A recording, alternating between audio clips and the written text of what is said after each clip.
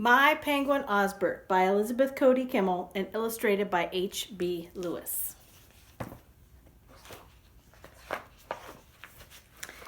This year, I was very specific in my letter to Santa Claus.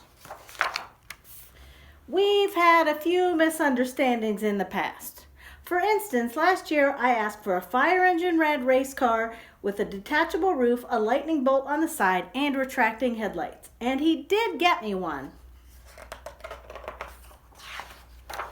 But it was only 3 inches long. And the year before, I'd really wanted a trampoline. I wasn't sure how to spell it, so in my letter, I just sort of described what I wanted. Santa sent me a pogo stick. So this year, I was really careful. I wrote Santa a long letter, and I told him that I would like to have my own pet penguin, not a stuffed penguin, but a real one from Antarctica. I told him my penguin should be 1 foot tall, white and black with a yellow beak, and his name should be Osbert. I included a drawing. I put extra postage on the envelope and sent it off a whole month early. Then I waited. When Christmas morning came, I was the first one downstairs. There he was. He was black and white with a yellow tail and exactly 12 inches tall. He was moving and breathing and everything. Around his neck was a tag. It said, "Hello, my name is Osbert." Santa had come through. I wanted Osbert to meet everybody. I wanted to take him to my room, plus I wanted to open my other presents. But Osbert really wanted to go outside and play. It was pretty cold and kind of windy too. There was a foot or two of snow on the ground and no sun. But I had asked for Osbert and now I had him. So we went outside. We played powder slide and wrecked the igloo. We had snowball fights and made ice penguins. We escaped from the jaws of imaginary leopard seals. Osbert wanted to go swimming, but I explained that it might not be possible. So we sang some of the old penguin songs instead. That night, I was ready to go straight to bed. We'd had such a big day. But Osbert wanted to take a bath. He filled the tub to the very top and we got in. Osbert unwrapped all of the bars of soap and floated them around like icebergs. After a while, I had prune fingers and my skin itched from all the soap. But I had asked for Osbert and now I had him. And Osbert liked playing in a cold bath. The next morning, Mom said she'd make anything I wanted for breakfast. When I closed my eyes, I saw a stack of chocolate chip pink waffles with heated syrup, a platter piled high with fried sausages, and an icy pitcher of freshly squeezed mango juice. But Osbert doesn't like rich food, and he doesn't like hot food, and he doesn't like sweet food.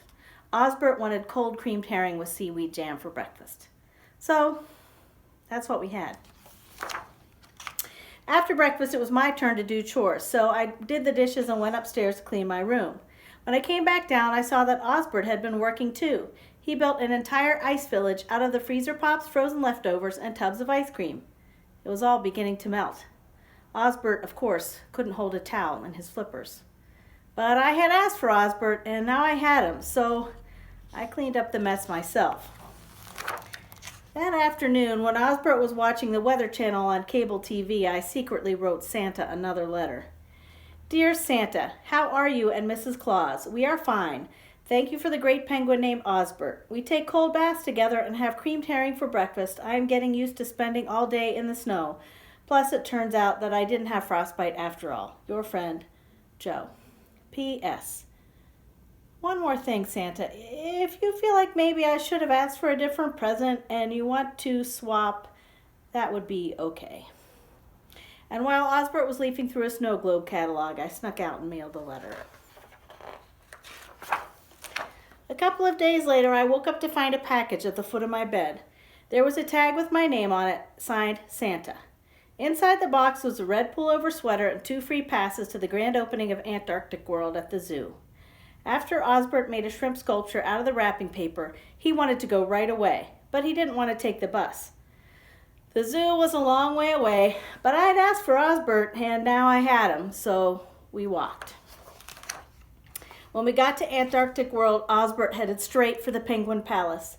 There was a huge snowy hill with an ice slide leading down to a big pool. There were leopard seals painted on the walls. Tiny bergs of real ice were floating in the water. And then a door opened in the wall and a guy came out and started tossing creamed herring to all the penguins. When it got to be closing time, I told Osbert we had to leave. He waddled over to me, but I knew he felt at home in the Penguin Palace. It had everything he needed. Osbert was the first Christmas present Santa ever gave me that I really wanted. I had asked for Osbert, and I had gotten him. But Osbert needed ice slides and leopard seals and plenty of herring. I asked him if he would be happier living at the Penguin Palace. Osbert looked into my eyes, and then he nodded. It's a little lonely at home without Osbert, and my new sweater makes my neck itch a little bit right under my chin. But it's nice to be warm, and I had chocolate chip waffles for breakfast. Next Saturday is Kids Visit Free Day at Antarctic World. I don't have bus fare, but I can walk. I'll wear my red sweater so Osbert will be sure to recognize me. And next Christmas is only 11 months away. I've thought about it, and I already know what I want. I'm sure I can't get into too much trouble with a helicopter. The end.